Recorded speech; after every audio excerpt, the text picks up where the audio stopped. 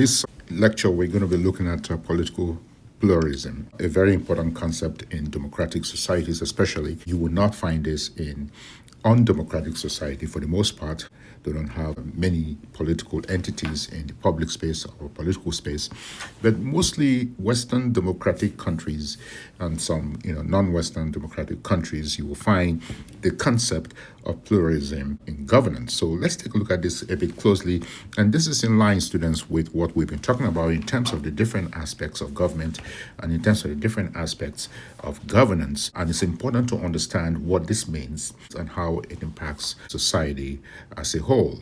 So let's begin with the fundamental definition of political pluralism. Political pluralism refers to a system.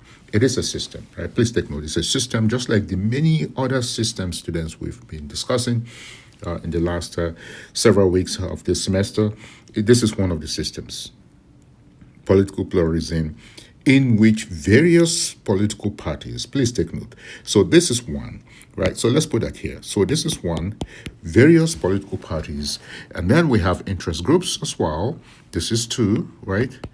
This is two interest groups, and then ideologies, three. So three things we have going on here, students. So political parties, interest groups, and ideologies. So let's put this as three coexist, right, alongside one another. Now, what is wrong with this? Or is there anything wrong with this? Let's take a look at this a bit closely. We have three things coexisting. Typically in the political space, students, when you have more than one thing, there's conflict because they never agree. They always have different ideas and different political perspectives and so forth. But here we're saying that three things coexist in the political space, right? Political parties, interest groups, and ideologies coexist alongside one another. But here is the rub. And again, I'm sure some of you are saying, wait a minute now, where is the conflict? When will the conflict come, etc.? They cannot just coexist. It doesn't happen in politics. I agree, you're right. And here's the rub. They are vying for power and influence, right? So political parties, there's several of them. In a pluralistic society, you will have several political parties, right? Multiple political parties. All of them have one common interest, which is what? To gain power through the votes, to gain power. So political parties, interest groups, and ideologies all coexisting for one singular purpose, which is power. So let's put that here. So power is the ultimate goal, right? Power is the end goal of these political entities. Let's put it that way. They want power and influence. Now, why is that important? That's what controls resources. Power controls resources. Power equals to resources, power equals to governance, power equals to access, power has everything. So let's put that here as well, right? So power equates resources, this is resources, equates control, right? Equates governance, and this is governance, and access, right? And a lot more as well, but we can work with this for.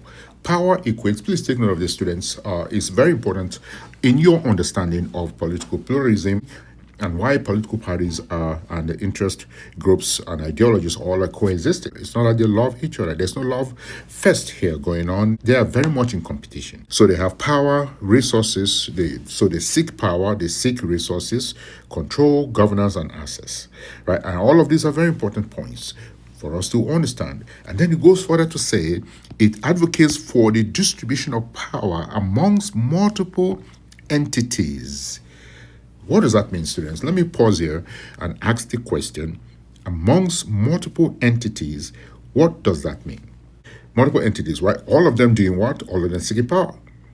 It advocates for the distribution of power amongst multiple entities rather than its concentration in a single group. So we don't want that, right? So when you have power concentrated in a single group, that's a name for that, right? That's really monopoly, right? That's a autocratic type situation. There's no competition, there's no position, and that often leads to a disastrous outcome.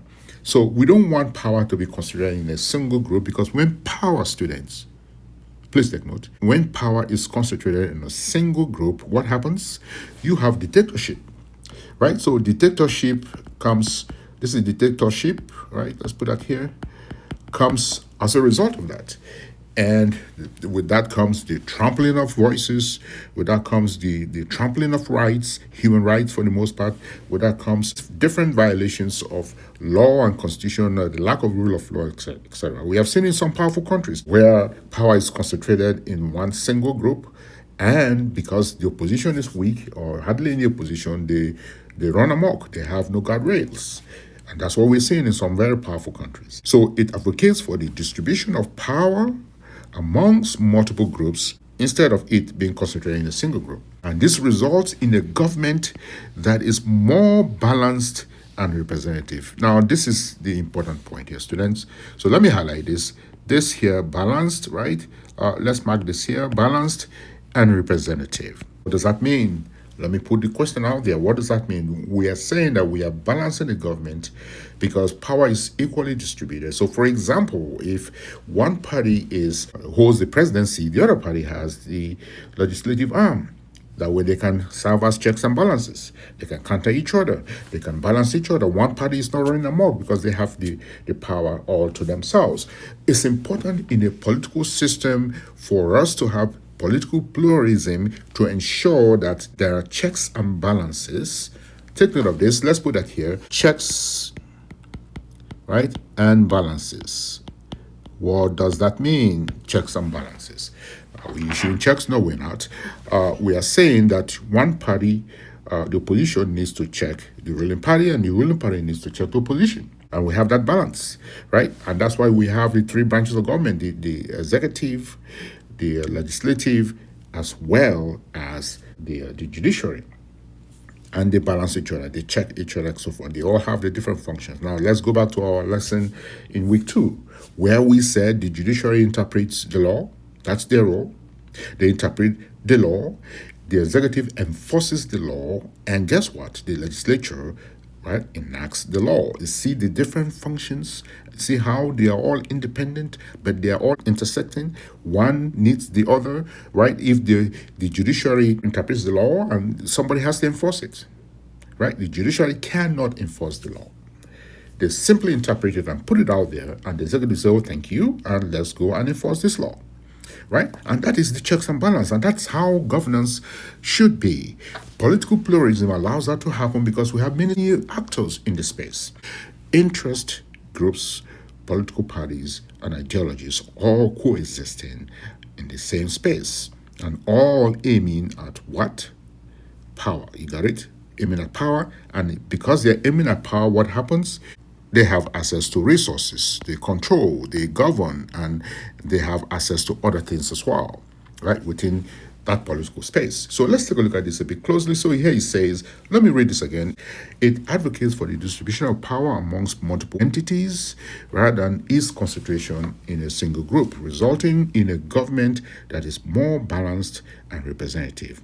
This idea highlights the significance of diversity, social tolerance, and the harmonious coexistence of differing perspectives within the political context. Let's put space here, within the political space, right?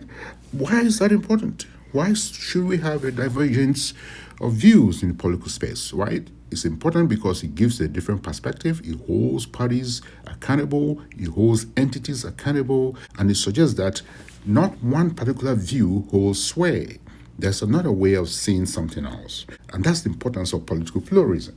Very important here. So let's look at this one more time. Political pluralism refers to a system in which various political parties, that's one, interest groups, that's another, that's number 2, and ideologies coexist for one reason, to chase power. Please take note. The reason they coexist, again, is power, nothing else.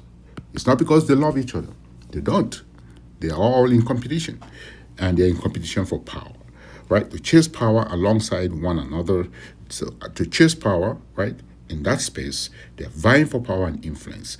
It advocates, political pluralism advocates for the distribution of power amongst multiple entities, rather than just its concentration on in a single group. Now, tell me, students, what is wrong with power being concentrated in a single group, right? It makes things easier. right? Most people will argue that it makes things easier. Now, is that true? Think about this for a minute. Is that true? Does it make things easier?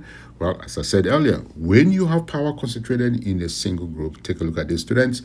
It leads to dictatorship, it leads to violation of rights, the lack of rule of law, because no one challenges them. Now, power corrupts, and absolute power corrupts. Please take note of this point. Power corrupts. Nobody gives us power on their own. Somebody has to wrestle that power out of their hands. For the most part, power corrupts. And so they have power, they use it negatively in most cases. If they go unchallenged, there are no checks and balances. Right? And those are the cons and disadvantages of having power concentrated in a single group. Now, on the other side, the advantage of having power in multiple groups is the checks and balances.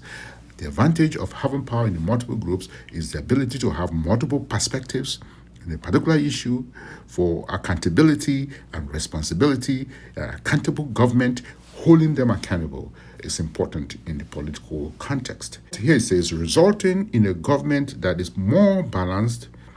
Please take note, let me highlight this again. More balanced and representative, right? This idea highlights the significance of diversity, social tolerance, and the harmonious coexistence of differing perspectives within a political context, within a political space. So please take note of this point. It's very important. Political pluralism, what is it? How is it applied? And what does it mean? And what difference does it make in the political space? It's important to understand this as we begin to discuss these concepts this week and the following week. I think even the next 3 weeks, we're going to be discussing several concepts concerning governance. And this is one of them, political pluralism. The importance of political pluralism in the political space. You should be able to understand this concept and how it applies in society and some of the advantages associated with it. All right, so that's political pluralism in the political space.